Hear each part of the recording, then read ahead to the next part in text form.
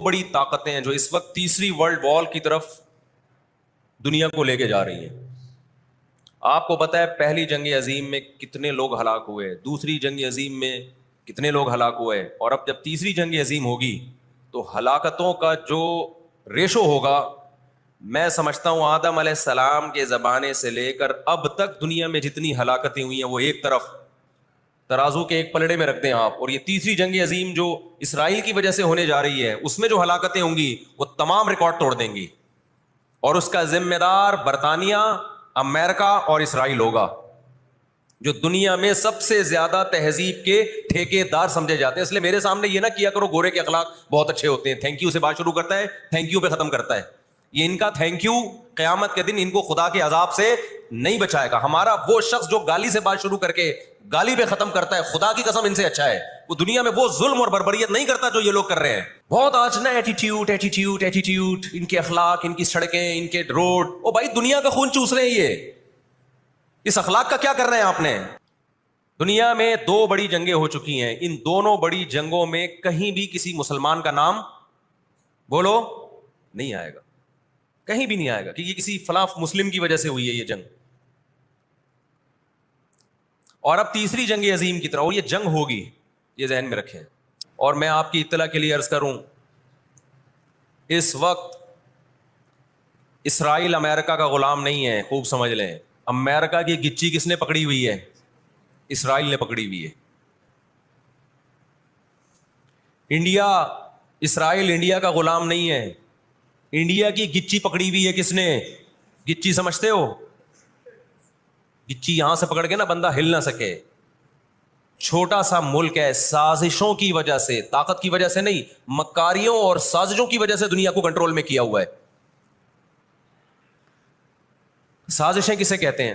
ایک بہت طاقتور آدمی جو آپ کے کنٹرول میں نہ ہو, آپ اس کے کسی راز پہ مطلع ہو جائیں, اسے کسی برائی میں ڈالیں اور خفیہ ویڈیو بنا لیں آپ, اور بولیں جو میں کہہ رہا ہوں کرتا رہے ورنہ یہ ویڈیو لیک کر دوں گا. وہ انتہائی پاورفل آدمی بھی کنٹرول میں کس کے آ جائے گا؟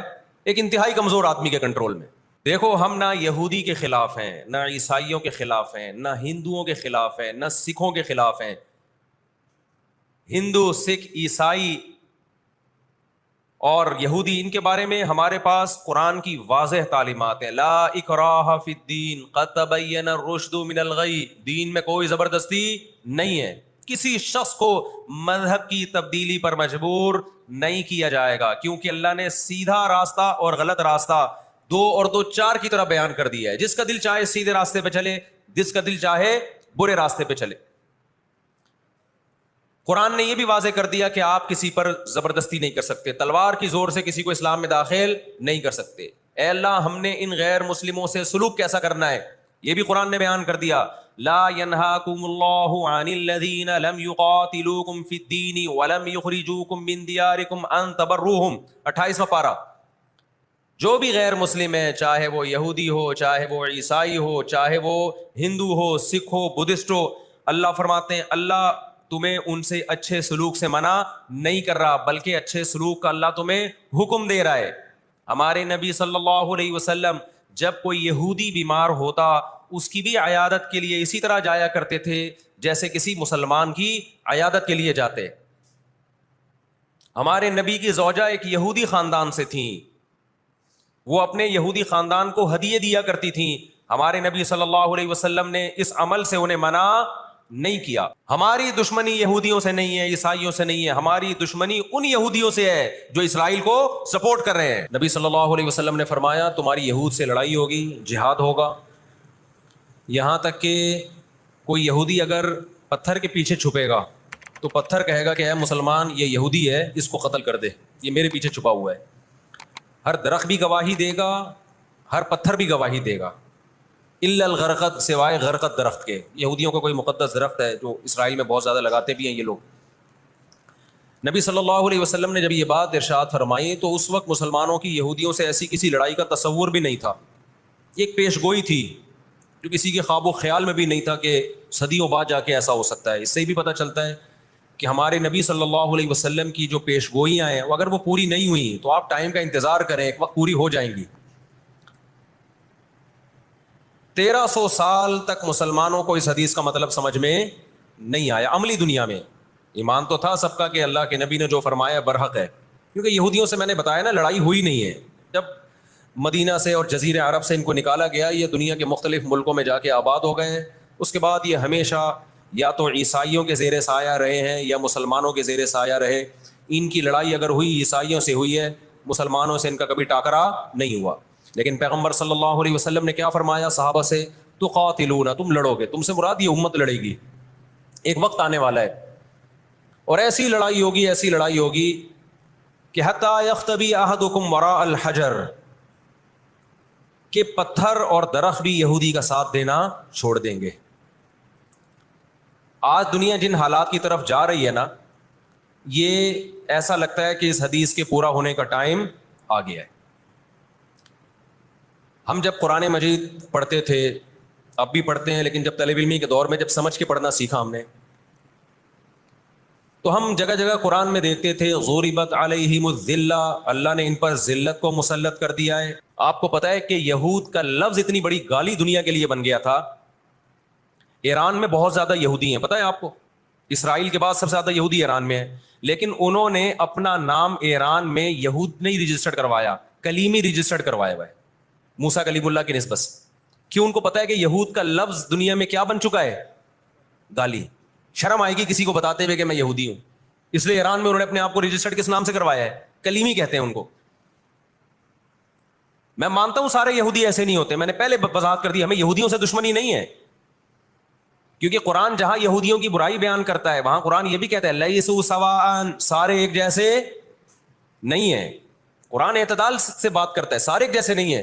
لیکن جتنا شر اور فساد اس قوم میں ہے, قرآن کہتا ہے کہ اتنا دنیا میں کسی اور قوم میں نہیں ہے. لَتَجِدَنَّ أَشَدَّ النَّاسِ عَدَاوَةً لِلَّذِينَ آمَنُوا الْيَهُودَ, اللہ کہتے ہیں تم مسلمانوں کا سب سے بڑا دشمن, دنیا کی جتنی قومیں ہیں ان میں سب سے بڑا دشمن کس کو پاؤ گے, یہود کو پاؤ گے. اس کے بعد مشرکین کو پاؤ گے, اور اسلام کے سب سے زیادہ قریب تم کس کو پاؤ گے, نصارہ کو, عیسائیوں کو پاؤ گے. تو آپ صلی اللہ علیہ وسلم نے فرمایا کہ تقاتلون الیہود, تمہاری جنگ کس سے ہوگی, یہود سے ہوگی. دجال کس کا سپورٹر ہوگا, بولتے کیوں نہیں, ابھی تو دجال آیا نہیں ہے اور آپ نے بولنا چھوڑ دیا ہے, جب آئے گا تو پھر تو اچھے اچھوں کی بولتی بند ہو جائے گی. کس کا سپورٹر ہوگا وہ؟ ہاں میں عرض کر رہا تھا کہ ہم جب قرآن پڑھتے تھے ضربت علیہم الذلہ, قرآن کہتے ہیں ہم نے ذلت ان کے اوپر دے ماری ہے, ان فسادوں کی وجہ سے جو یہ کرتے رہے ہیں دنیا میں, ان فسادات کی وجہ سے. ہم جب پڑھتے تھے ہم کہتے تھے اے اللہ آج تو یہودی ذلیل نہیں ہے, اسرائیل کتنا پاورفل ہے کہ گچی کس کی پکڑی ہوئی ہے اس نے, امریکہ کی. ہندوستان کو گچی سے پکڑا ہوا ہے. تو آج تو بڑی عزت ہے. میں نے اپنے استاد سے یہ سوال پوچھا, انہوں نے بڑا معقول جواب دیا, اور یہ تفسیر کی کتابوں میں بھی لکھا ہے. دیکھیں آپ یہودیوں کی ہسٹری اٹھا کے دیکھیں نا, ہمیشہ کوئی نہ کوئی ایسا ان پر مسلط ہوا ہے جنہوں نے ان کی شرارتوں کا مزہ ان کو دنیا میں چکھایا ہے. قرآن سے بھی یہ بات ثابت ہے کہ ان کو ان کی شرارتوں کا مزہ, عذاب جو ہے وہ دنیا میں ملتا رہے گا. میں بار بار کہتا ہوں ہٹلر نے بھی ان کو عذاب دیا ہے. ہٹلر سے پہلے بھی اسلامی نہیں بلکہ دنیا کی تاریخ میں بہت سے ہٹلر گزر چکے ہیں جنہوں نے ان کی شرارتوں کی ان کو دنیا میں سزا دی ہے. ہم پھر بھی بتائیں ہم ہٹلر کے حامی نہیں ہیں جو ظلم اس نے کیا, لیکن وہ بھی ان کی شرارتوں سے بیزار تھا. قرآن کہہ رہے ہیں ہم نے ان پر ذلت کو دے مارا ہے, دنیا میں بہت دفعہ رسوا ہوئے یہ. اب کیا ہے, یہ آخری ذلت ہے یہودیوں کی. آپ کو معلوم ہونا چاہیے جب دنیا میں کسی کو بہت زیادہ ذلیل کیا جاتا ہے نا تو پہلے اس کو عزت دی جاتی ہے. کسی کے گلے میں آپ جوتوں کا ہار پہنا دو, یہ بھی ایک ذلت ہے. اور ایک طریقہ یہ 3 پیس سوٹ ٹائی میں آپ اس کو صدارت کی کرسی پہ بٹھائیں اور پھر آپ اس کو جوتوں کا ہار پہنا دیں. بتاؤ کون سی بڑی ذلت ہے؟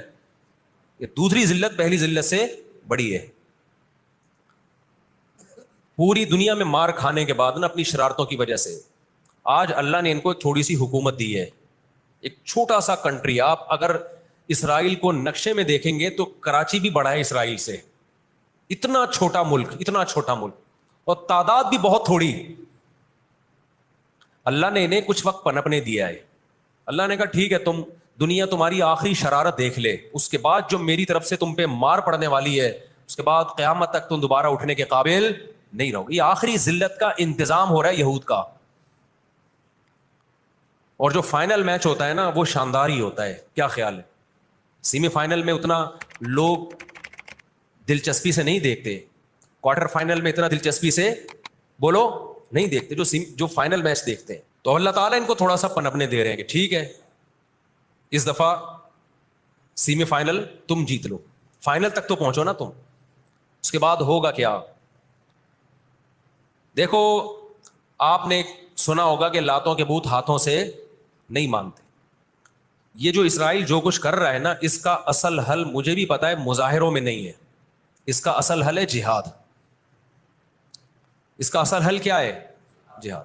تو یہ اب جو دنیا جا رہی ہے نا جس طرف، ہو یہ رہا ہے. میں نے آپ کو قرآن کی آیت پیش کی تھی نا، وَكَذَلِكَ نُوَلِّي بَعْضَ الظَّالِمِينَ بَعْضًا. اللہ کہتے ہیں ہم بعض ظالموں کو بعضوں سے پٹواتے ہیں. تو پہلی جو ابھی تک تو ہم نے نا امیدی کی باتیں کی ہیں، مسلمان ممالک شکست کھا کے بیٹھ چکے ہیں، 3 بڑی جنگوں میں شکست ہو چکی ہے. اس کے بعد اب کسی مسلم کنٹری میں اسرائیل پر چڑھائی کی طاقت نہیں ہے. ان کو پتا ہے پیچھے امریکہ بیٹھا ہوا ہے، پورا یورپ. رشیا نے یوکرائن جیسے اتنے سے کنٹری پہ حملہ کیا. آپ نقشے میں دیکھیں یوکرائن اتنا سا ہے، رشیا کیا ہے، یوں اگر وہ پاؤں بھی رکھ دینا تو کچل دے. لیکن جیت گیا کیا وہ جنگ؟ بولتے کیوں نہیں؟ کیوں؟ یوکرائن اتنا سا ہے مگر اس کے پیچھے کون ہے؟ پورا یورپ ہے، پورا یورپ اس کے پیچھے. یہ جنگ طول پکڑتی جا رہی ہے. رشیا اب تک یوکرائن کو کنٹرول میں نہیں لے سکتا. اور مجھے تو ایسا لگتا ہے، میں کوئی یقینی رپورٹ نہیں ہے، شاید اس جنگ کے پیچھے بھی اسرائیل کی سازش ہو.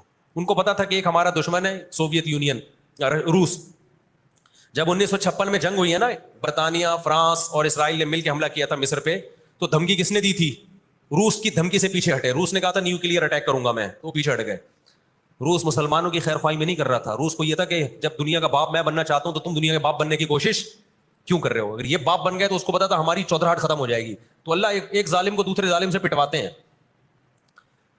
تو آج بھی رشیا، چائنا وہ اسرائیل کے حق میں نہیں ہے. عین ممکن ہے اللہ مظلوموں کی آواز سے ایسے حالات پیدا کر دے کہ اس جنگ میں براہ راست کون کود پڑے؟ سوویت یونین کود پڑے. اور اگر سوویت یونین اس جنگ میں کود پڑا، جس کے پورے چانس لگ رہے ہیں، تو پھر یہ تیسری جنگ عظیم کی طرف معاملہ جائے گا.